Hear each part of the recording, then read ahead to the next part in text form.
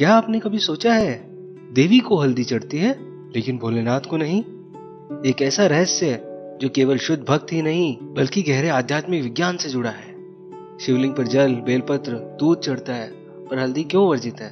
चलिए आज इस सनातन रहस्य को समझते हैं, शास्त्रों की कथा, विज्ञान की दृष्टि और भक्ति भाव से। नमस्कार। सनातन धर्म में हर वस्तु का प्रयोग विशुद्ध नियम और गूढ़ अर्थों से जुड़ा है। शिवलिंग की पूजा में दूध, दही, घी, शहद, गंगाजल, बेलपत्र यह सब चढ़ाने की परंपरा है, लेकिन हल्दी, जिसे देवी को विशेष रूप से प्रिय माना गया है, उसे शिवलिंग पर चढ़ाना वर्जित है। यह कोई अंधविश्वास नहीं बल्कि तंत्र, विज्ञान और धर्म का सूक्ष्म नियम है। आज हम जानेंगे इस आध्यात्मिक रहस्य कथा से, विवेक से और भाव से। शिव महापुराण में एक कथा आती है। जब दक्ष यज्ञ में माता सती ने स्वयं को योगाग्नि से भस्म किया, तब भगवान शिव तांडव में लीन हो गए। उनके शरीर पर भस्म थी और वह वीतराग, निर्विकार रूप में स्थित हुए। भगवान शिव को वैराग्य का प्रतीक माना गया है।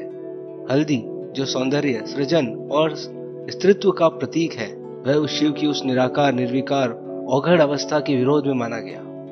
देवी को हल्दी प्रिय है क्योंकि वह सृजन की शक्ति है। शिव संहार के देवता है। जहां शक्ति है वहां सौंदर्य है, जहां संहार है वहां भस्म है। इसी कारण शिव को हल्दी नहीं चढ़ाई जाती, क्योंकि देवी रजोगुण और सौंदर्य का प्रतीक है, जबकि शिव तमोगुण और वैराग्य के प्रतीक हैं। आज जब पूजा में हम सामग्री चढ़ाते हैं तो केवल बाहरी क्रिया नहीं करते, हम देवता के स्वरूप, गुण और ऊर्जा के अनुरूप श्रद्धा अर्पित करते हैं। हल्दी में स्त्रीत्व की ऊर्जा होती है।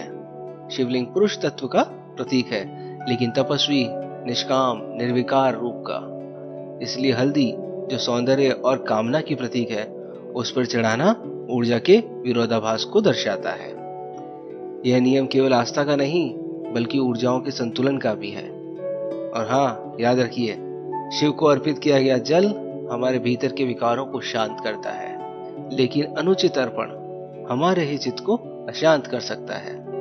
अगर आप शिव की पूजा कर रहे हैं तो ये काम जरूर करें। ओम नमः शिवाय का 108 बार जाप जरूर करें। शिवलिंग पर गोमूत्र से शुद्ध जल, बेलपत्र, धतूरा और शुद्ध घी अर्पित करें। पूजा में हल्दी का उपयोग बिल्कुल ना करें, ना तो लेप में, ना ही जल मिश्रण में। शाम को पीपल के वृक्ष के नीचे जाकर एक दीपक जलाएं।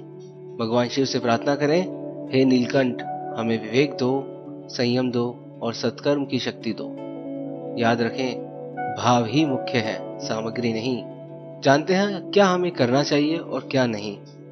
शिव को केवल शुद्ध जल, बेलपत्र, कच्चा दूध, शहद, गंगाजल अर्पित करें।